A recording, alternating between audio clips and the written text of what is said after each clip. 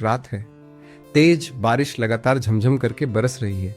ऐसे माहौल में एक अनजान आदमी धीमी आवाज में बड़बड़ाता हुआ काले पॉलीथीन में लिपटी कोई चीज लेकर पुलिस स्टेशन पहुंचता है। और पुलिस वाले जैसे ही पॉलीथीन खोलते हैं, देखते हैं कि उसके अंदर एक लड़की का कटा हुआ सिर है। सोचिए तो वो दृश्य कैसा होगा। जी हाँ, आज की ये मूवी रोंगटे खड़े कर देने वाली ऐसी रहस्यमयी कहानी लेके आई है। वो कहानी जिसका अंत आपको चौंका कर रख देगा। बता रहा था 2025 में रिलीज हुई Tamil murder mystery suspense thriller movie की तेलुगु सहायता मेर की बात। केरल के कुत्तीगाडावो नाम के गांव में रात का घुप अंधेरा, चारों तरफ निस्तब्धता। ऐसे समय में काले कपड़े पहने एक व्यक्ति को देखा जाता है जो किसी को घसीटते हुए जंगल की ओर ले जा रहा है। यहाँ लाकर वो आदमी निर्दयता से इस बॉडी को 2 हिस्सों में काट देता है, यानी सिर को अलग कर देता है। सिर्फ इतना ही नहीं, सिर को वो अपने बैग में भर लेता है और बाकी का आधा बॉडी वहां से एक ब्रिज के ऊपर से पानी में फेंक देता है। सीन शिफ्ट हो जाता है अगले दिन शांतिप्रिय इस गांव कुत्तीकाटाबू में। सुबह सुबह ही माइक पर प्रचार हो रहा था कि इस इलाके में सालाना जो मेला लगता है वो कुछ दिनों में होने वाला है। जो जैसा है वैसा तैयार रहे इस मेले के लिए। ये प्रचार सुनकर गांव वाले सब बहुत खुश, क्योंकि उनका ये मेला कई साल पुराना है। उनके गांव की एक रीति जहां वो सब एक होकर बहुत आनंद उत्सव मनाते हैं। तो ऐसे मेले के प्रचार होते होते सीन वहाँ की एक चाय की दुकान की ओर ले जाता है। चाय की दुकान पर सब मेले के बारे में बात कर रहे थे। तभी वहाँ चाय की दुकान पर सुलेमान नाम का ये आदमी आता है। सुलेमान पुलिस का एक इंस्पेक्टर है, लेकिन वो बहुत नरम दिल का इंसान है। एक शब्द में कहें तो गरीब दुखी कोई भी जब मुसीबत में पड़ता है तो सुलेमान अपनी तरफ से जितना हो सके मदद के लिए आगे आता है। अभी भी देखा जाता है कि वो खुद चाय नाश्ता करने के बाद एक्स्ट्रा कुछ नाश्ता पानी खरीदकर चाय की दुकान के बाहर बैठे एक पागल को दे रहा था। यहाँ तक कि वो खुद अपने हाथ से उसे खिलाता भी है। सब पागल को इग्नोर करते हैं, लेकिन सुलेमान की नज़र में वो भी 8-10 लोगों जैसा ही इंसान है। वैसे ही सीन शिफ्ट एक ही गांव के एक ऑटो ड्राइवर जमाल नाम के इस लड़के पर। सुबह सुबह जमाल की माँ उसे कह रही है कि वो लड़की नहीं हुई तो क्या हुआ, हमने एक और लड़की के बारे में पूछताछ की है, तुम भी हमारे साथ चलो। लेकिन जमाल किसी तरह राजी नहीं हो रहा, मतलब शादी करने का उसका कोई इंटरेस्ट ही नहीं। इधर माँ की टेंशन, बेटे की उम्र बढ़ती जा रही है और कुछ दिन बीत गए तो कोई लड़की भी नहीं देगा। हालांकि जमाल की शादी न करने के पीछे एक कारण है। जमाल असल में एक लड़की को पसंद करता है, नाम एनी। एनी नाम की ये लड़की रोजाना उसके ऑटो से आना जाना करती थी। उसी से जमाल का उसे मन लग गया। कभी कभी जमाल पहले से एनी के लिए ऑटो लेकर खड़ा रहता था। कभी कभी एनी खुद उसे कॉल करके इधर उधर ले जाने को कहती है। एनी का छोटा मोटा एक शोपीस की दुकान है, वहाँ उसे रोज जाना पड़ता है। तो इसके बाद सीन पुलिस स्टेशन पर आता है। कॉलेज के 3 स्टूडेंट्स को पुलिस स्टेशन में पकड़ कर लाए गए हैं, क्योंकि पुलिस को शक है कि ये लड़के कॉलेज में नशे की चीजें सप्लाई कर रहे हैं और सबको उसकी लत लगा रहे हैं। पुलिस को कंप्लेन आने पर उन्होंने जांच करके इन तीनों को पकड़ा है, लेकिन इन्हें पकड़ कर लाती है। थोड़ी देर बाद देखा जाता है कि एमएलए का एक आदमी थाने में आकर यहाँ के इंचार्ज रवि को कह रहा था कि तुमने जो तीनों को पकड़ा है उनमें से एक हमारे एमएलए का बेटा है, बाकी 2 उसके पार्टनर हैं। अब नौकरी बचाना चाहते हो तो इन्हें सम्मान से छोड़ दो, वरना एमएलए तुम्हारा क्या हाल करेगा। वो तो समझ रहे हो, ऑफिसर रवि के पास भी कुछ करने को नहीं है, अपनी नौकरी बचाने के लिए इन्हें छोड़ना ही पड़ता है। सीन यहाँ से उस ऑटो वाले जमाल पर आता है, जो अपनी माँ की जिद से तंग आकर कुछ दोस्तों और कुछ बड़े लोगों के साथ लड़की देखने आया था। लेकिन लड़की के पिता यहाँ जमाल के दोस्तों को देखकर गुस्सा हो जाते हैं, क्योंकि ये बेकार घूमने फिरने वाले कुछ लड़के थे ना, ऐसे ही। यहाँ तक कि कुछ दिन पहले बाजार में इनका उस आदमी से छोटी मोटी झड़प भी हो गई थी, तो केयर करने लायक नहीं। जमाल की शादी के लिए ये लड़की भी कैंसिल। यहाँ से लौटते समय बीच रास्ते में एक और झंझट। जमाल का ऑटो एक पुलिस चेक पोस्ट पर आते ही पुलिस वाले कुछ लोग उन्हें रोक लेते हैं। ऑफिसर विनोद नाम का ये आदमी जमाल को पकड़कर डांटना शुरू कर देता है कि तुम जो ऑटो चला रहे हो, क्या तुम जानते हो ऑटो ड्राइवर के लिए सरकार ने अलग यूनिफॉर्म अनिवार्य कर दी है। जमाल विनोद को समझाने की कोशिश करता है कि सर जानता हूं मैं आज किराया कमाने के लिए नहीं निकला सर, मैं अपने पर्सनल कुछ काम से निकला हूं, कृपया जाने दे। नहीं तो विनोद कहता है ठीक है, जुर्माना भरो और ऑटो लेके जाओ। ये सुनकर जमाल थोड़ा हैरान होता है, क्योंकि वो रिश्वत देने लेने के खिलाफ था। सर क्यों 2000 रुपये क्यों? अगर आप मेरे से जुर्माना भी लेते हैं तो जुर्माना तो इतना नहीं होना चाहिए, जुर्माना जितना है उतना ही बताओ, एक्स्ट्रा पैसे क्यों लेना चाहते हैं। अब ये बात सुनकर विनोद को थोड़ा बुरा लग जाता है। ड्राइवर बनकर मुझे कानून सिखा रहा है, तुझे तो मौका देखकर बाद में देख लूंगा। इसी तरह इन सब बातों को लेकर विनोद और जमाल के बीच छोटा मोटा झगड़ा हो जाता है। विनोद तो गुस्से में आकर जमाल पर हाथ उठाने ही वाला होता है। बाकी लोग किसी तरह उन्हें अलग करवाते हैं। जमाल ऑटो लेकर जल्दी से वहां से निकल जाता है। अगला दिन था शनिवार। शुरू में जो मेले का अनाउंसमेंट किया गया था ना, आज वही मेले का दिन था। गांव वाले सब मिलकर काफी धूमधाम से मेले का आयोजन कर चुके थे। बहुत बड़े स्तर पर आयोजन होने की वजह से विदेशी यूट्यूबर्स तक वहां ब्लॉग वीडियो बना रहे थे, जिनमें से एक थी ये लड़की। ये वीडियो बनाते बनाते देखती है कि एक जगह कुछ लोग बैठकर जुआ खेल रहे थे। अब वो उन्हें वीडियो में कैद कर लेती है। ये देखकर वो लोग सोचते हैं कि शायद ये वीडियो बनाकर पुलिस को दिखाएगी, इसलिए ये लोग लड़की पर गुस्सा दिखाना शुरू कर देते हैं। सब मिलकर लड़की से झगड़ा लगवा देते हैं। लेकिन फॉरेनर बार बार उन्हें समझाने की कोशिश कर रही थी कि वो बस एक ब्लॉग वीडियो शूट कर रही है। लेकिन कौन सुनता है किसकी? वैसे भी वो लोग एक एक नशेड़ी थे, एक एक नशाखोर। लड़की को अकेली पाकर सोचा कि इसका फायदा उठा लिया जाए। एक सेदन पर झगड़ा हाथापाई तक पहुंच जाता है तो देखा जाता है कि लड़की कोई साधारण लड़की नहीं थी। ये मार्शल आर्ट जानती थी। लोगों को पकड़कर वो अच्छे से मारना शुरू कर देती है, मारकर गुंडों की हालत एकदम खराब कर देती है। आखिरकार पुलिस आकर सबको थाने ले जाती है। वही ऑफिसर विनोद पहले फॉरेनर लड़की का सब कुछ चेक करके देखता है कि सच में वो कोई यूट्यूबर है या नहीं। चेक करने के बाद देखता है सच में है। अब विनोद उन्हें कहता है कि तुम इनके खिलाफ चाहो तो केस कर सकती हो। लेकिन लड़की इन सब झंझटों में नहीं पड़ना चाहती, कहकर कि जो शिक्षा मिलनी थी वो मैंने उन्हें पहले ही दे दी है। विनोद उन सबको लड़की से सॉरी बोलवाकर मामला यहीं सुलझा देता है। सीन फिर से मेले में आ जाता है। ऑटो ड्राइवर जमाल पर। जमाल भी अपने दोस्तों के साथ मेले में आया हुआ था। ठीक उसी समय उसे एनी का कॉल आता है। कहती है कि वो भी मेले में आना चाहती है। तुम क्या थोड़ा गाड़ी लेके आकर मुझे ले जा सकते हो? ये सुनकर जमाल तुरंत रवाना हो जाता है एनी को लेने के लिए। और आज का सीन भी यहीं कट हो जाता है। अगली सुबह देखा जाता है कि पूरे इलाके में हड़कंप मच गया है। पता चलता है कि एक घर में एक लड़की का डेड बॉडी मिला है। खबर मिलते ही पुलिस जांच करने आती है तो पता चलता है कि लड़की का गला काटकर बेरहमी से हत्या की गई है। सिर्फ इतना ही नहीं, उसके गले की तरफ सिलाई के बहुत बड़े बड़े निशान भी दिख रहे थे। घर का सारा सामान हालांकि ठीक ठाक रखा हुआ था, लेकिन पुलिस तलाशी लेकर नशे की कई चीजें ढूंढ निकालती है। फॉरेंसिक डिपार्टमेंट के लोग अपने तरीके से एविडेंस कलेक्ट कर रहे हैं। इधर पुलिस ऑफिसर विनोद और बाकी लोग एक एक करके सबसे पूछताछ कर रहे हैं। सबसे पहले उस व्यक्ति से पूछताछ की जाती है जिसने सबसे पहले लाश देखी थी। आदमी कहता है सर मैं रोज की तरह दूध देने आया था, तभी ये माजरा देखा। पुलिस ऑफिसर रवि उससे कहता है दूध देने आते हो तो घर के अंदर क्यों घुसे? रोज घर के अंदर घुसकर दूध देते हो? दूध वाला कहता है नहीं सर वैसा तो नहीं, बात यह कि पहले के कुछ पैसे बाकी थे, मैं आकर उन्हें बहुत आवाजें दे रहा था। कोई जवाब नहीं। देखा तो घर का दरवाजा भी थोड़ा खुला हुआ था। इसके बाद थोड़ा अंदर घुसते ही मैंने ये दृश्य देखा सर। डर के मारे मैं तो तुरंत यहाँ से निकलने लगा। दौड़ते हुए रास्ते से जाते समय एक आदमी से मुलाकात हुई। उसे मैंने ये बात बताई। फिर उस आदमी ने गाँव के प्रधान को बताया तो उन्होंने आपको खबर दी। ये सुनकर विनोद दूसरे व्यक्ति से भी पूछताछ शुरू करता है कि सुबह सुबह तुम इस तरफ कहाँ जा रहे थे? आदमी कहता है सर मैं रोज सुबह इसी रास्ते से जॉगिंग करने के लिए निकलता हूँ, तो आज बीच में ये सब हो गया। यहाँ पास में ही मेरा घर है। आदमी सच बोल रहा है या नहीं? विनोद जांच करवा कर देखता है कि आदमी सच बोल रहा है। इसके बाद घर के मालिक से भी पूछताछ की जाती है, यानी लड़की यहाँ किराए के घर में रहती थी। रवि पूछते हैं लड़की को आप जानते हैं? मकान मालिक कहता है नहीं वैसा पर्सनली तो नहीं जानता सर, बस इतना जानता हूँ कि लड़की के यहाँ एक काम वाली औरत भी थी जो उसका काम काज कर देती थी। बस 3 महीने या 4 महीने हुए होंगे वो यहाँ किराए पर आई है। इसके बाद रवि फॉरेंसिक वालों से पूछते हैं कि कुछ मिला या नहीं।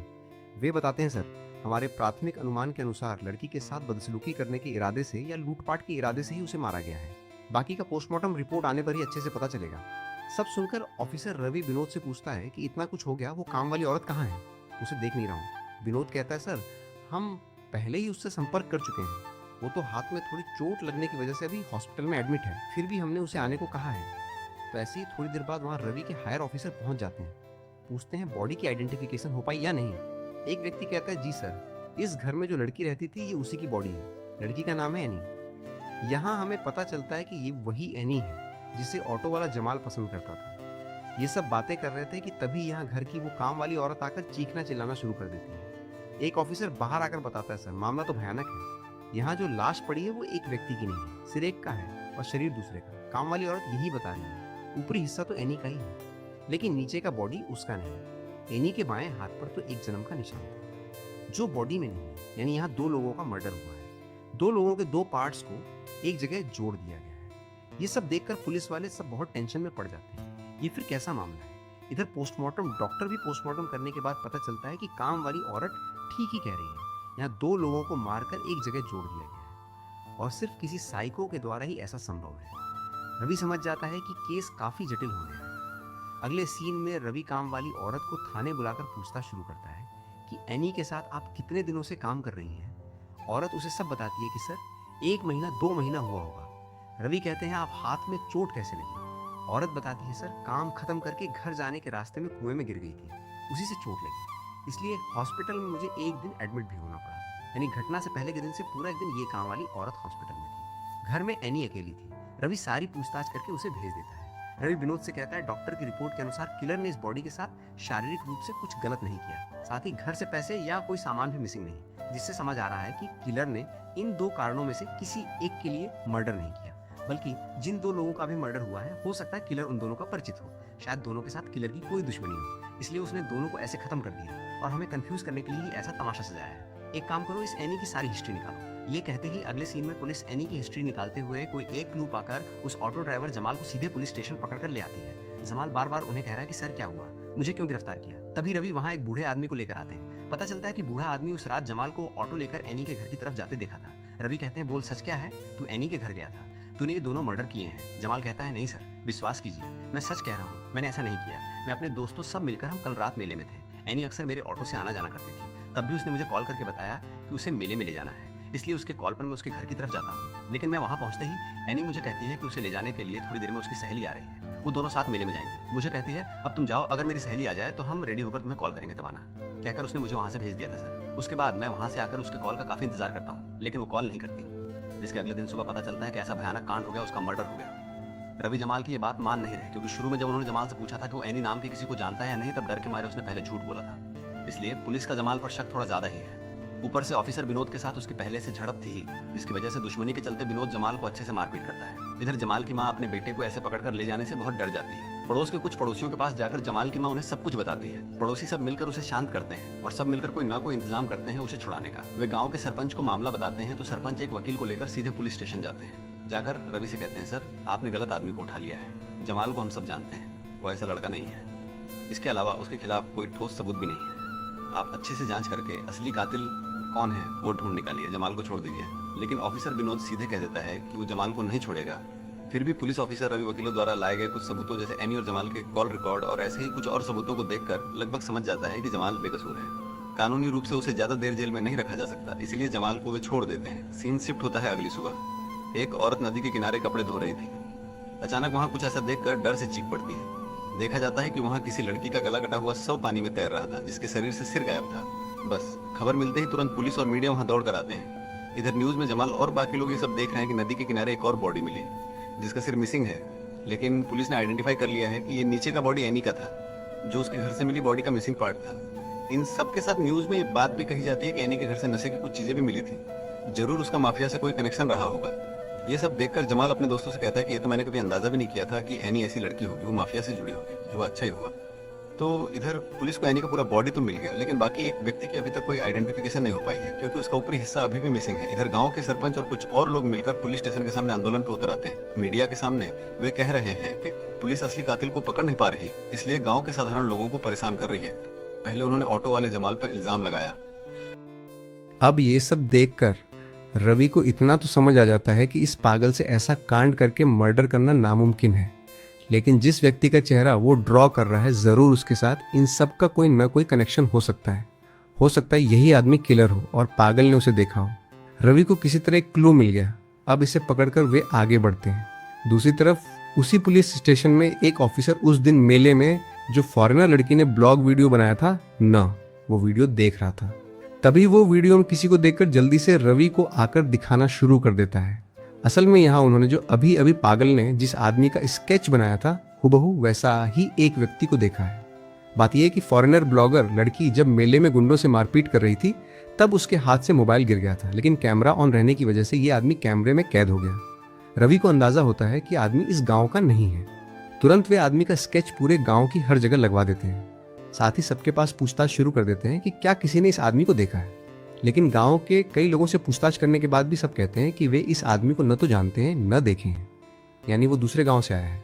आसपास के सभी पुलिस स्टेशनों में भी आदमी की तस्वीर भेज दी जाती है, जिसके अगले सीन में देखा जाता है जॉन नाम का दूसरे थाने का एक पुलिस ऑफिसर रवि से मिलने जल्दी दौड़ता हुआ आता है। आकर रवि से कहना शुरू करता है, सर मैं सीधे आपसे बात करने आया हूँ, क्योंकि ये केस भी कुछ वैसा ही है।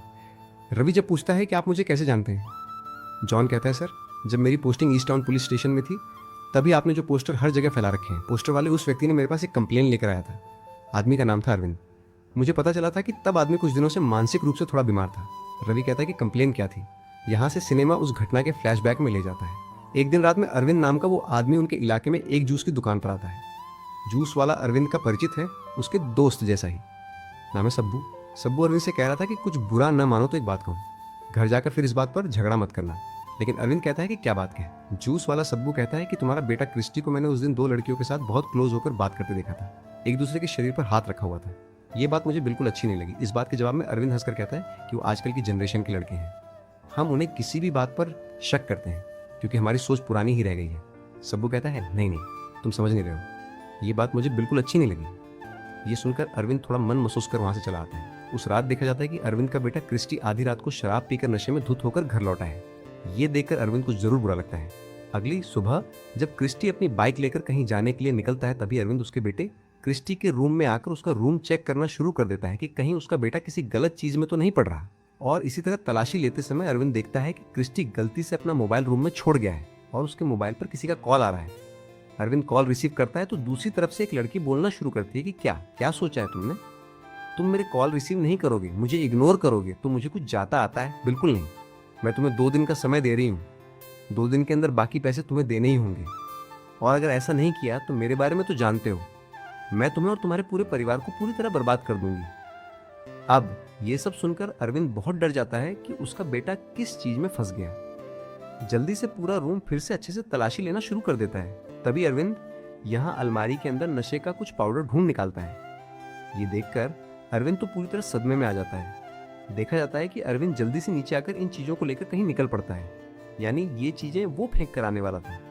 इधर उसके निकलने के थोड़ी देर बाद देखा जाता है कि उसका बेटा क्रिस्टी घर लौट आया है, जिसके बाद वो जल्दबाजी में अपने रूम में आकर अलमारी से चीजें ढूंढ रहा था। असल में वो इन्हीं चीजों को लेने आया था, लेकिन वो चीजें उसके पापा ले जा चुके थे, इसलिए क्रिस्टी यहाँ अपनी चीजें न पाकर पूरी तरह पागल सा हो जाता है। पूरा रूम तहस नहस कर डालता है, लेकिन कहीं भी उसे अपनी चीजें नहीं मिलती। पागल होकर एक पर वो अपनी माँ को जोर जोर से पुकारना शुरू कर देता है, जिसके साथ ही सीन यहाँ कट हो जाता है। इसके थोड़ी देर बाद ही अरविंद घर लौटता है, लेकिन घर आकर देखता है कि उसके घर के सामने बहुत सारे लोग जमा हो गए हैं।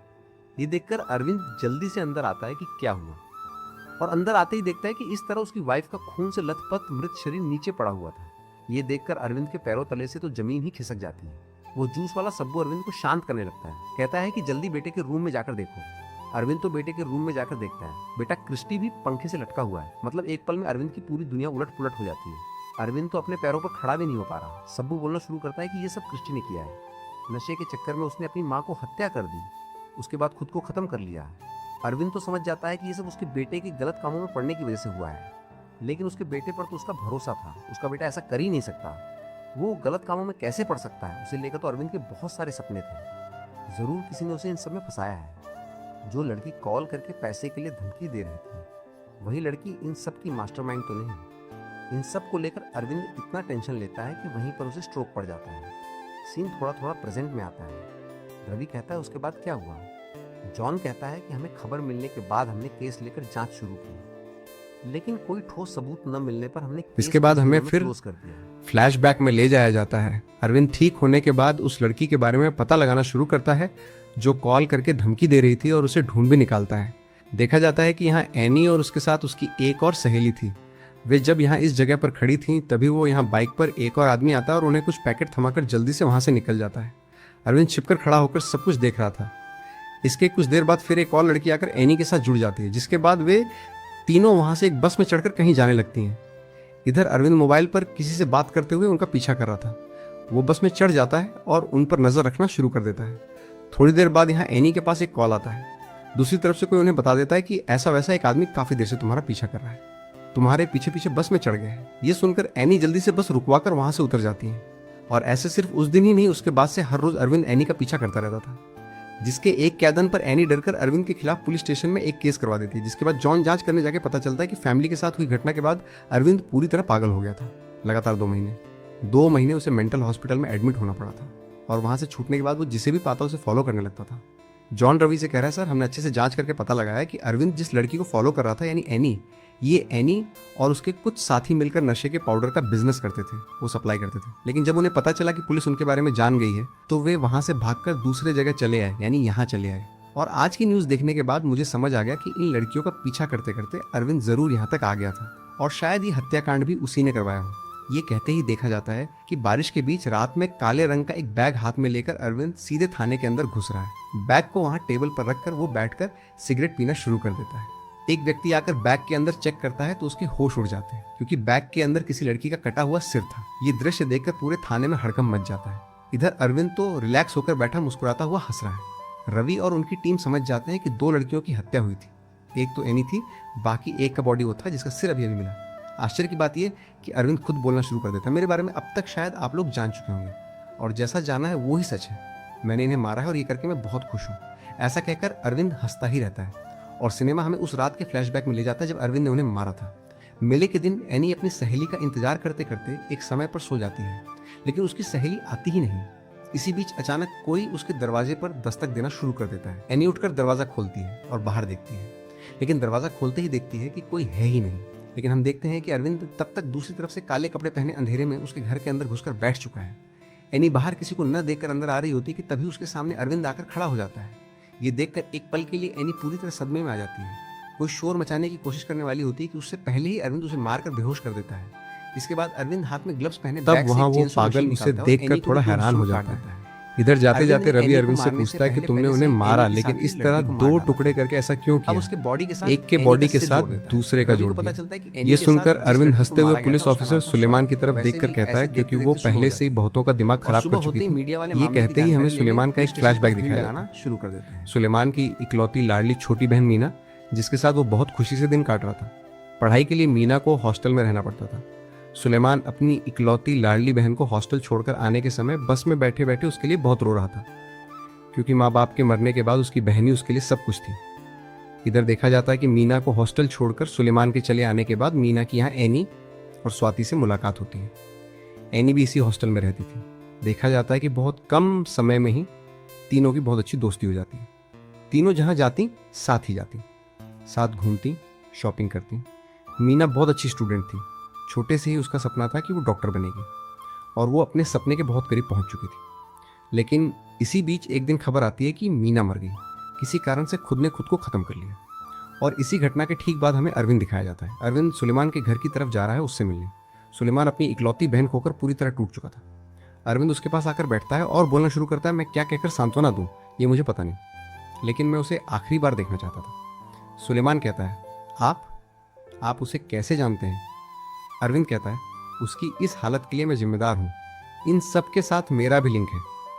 ये कहते ही हमें उस दिन का फ्लैशबैक दिखाया जाता है जिस दिन अरविंद एनी का पीछा करते हुए बस में चढ़ा था। उस दिन खबर मिलने के बाद एनी जल्दबाजी में बस से उतरकर भाग गई थी, लेकिन जल्दबाजी में मीना अपना बैग बस में छोड़कर चली आई थी, इसलिए मीना टेंशन कर रही थी। स्वाति और एनी उसे ढाढ़स बंधा रही थी कि टेंशन मत करो, तुम्हारा बैग हम ढूंढ लेंगे।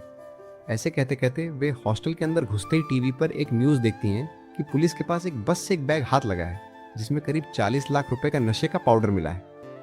पुलिस का अनुमान है कि ये ड्रग माफिया का काम है, जो इन्हें एक मेडिकल कॉलेज में फैलाने की प्लानिंग कर रहे थे। न्यूज़ देखकर मीना तो पूरी तरह सदमे में आ जाती है, क्योंकि बैग उसका ही था और उसके बैग में ये सब मिला। वो एक फूटी कौड़ी भी विश्वास नहीं कर पा रही। असल में मीना खुद भी नहीं जानती थी जिनके साथ वो घूम रही है, एनी और स्वाति, वही ये सब लेन देन करती हैं, ये चीज़ें सप्लाई करती हैं।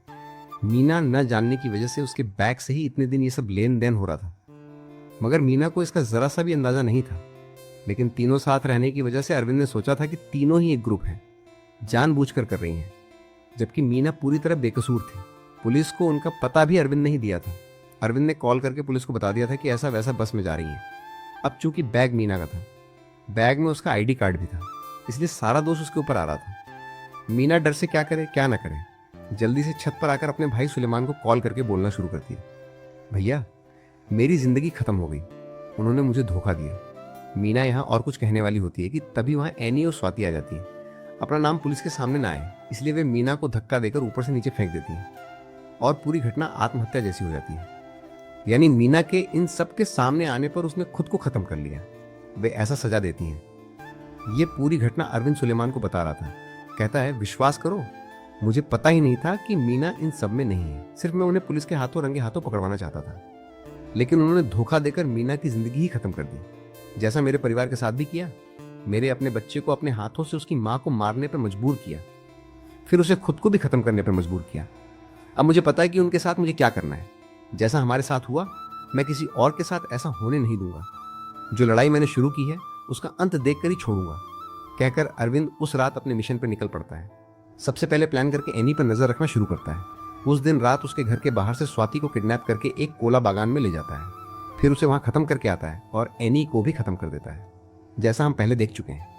लेकिन अरविंद के साथ यहाँ सुलेमान भी था। पागल ने दोनों को साथ देखा था। शायद सुलेमान पागल का पहले से बहुत ख्याल रखता था, इसलिए उसने पुलिस स्टेशन में पुलिस के सामने सुलेमान का नाम नहीं लिया, सिर्फ अरविंद का चेहरा ही ड्रॉ किया। वैसे भी यहाँ अरविंद एनी और स्वाति को खत्म करने के बाद सुलेमान से कहता है, मेरी जिंदगी वैसे भी खत्म है, जिंदगी में बहुत कुछ देख लिया मैंने, लेकिन तुम्हारे पास अभी बहुत कुछ करने को बाकी है, बहुत काम बाकी है। ये सब करने वाले जो मेरे बेटे जैसे और तुम्हारी बहन जैसे सरल बच्चों को इन सब में फंसा रहे हैं, उन्हें जड़ से उखाड़ फेंकना है और इस काम की जिम्मेदारी तुम्हें ही लेनी होगी, कहकर अरविंद खुद को सरेंडर करने का फैसला लेता है। मूलतः घटना यही हुई थी कि ऐसे ग्रुप को खत्म करने के लिए ही अरविंद और सुलेमान मिशन पर उतरे थे। ऐसे ही देखते देखते आज की ये मूवी यहीं खत्म हो जाती है।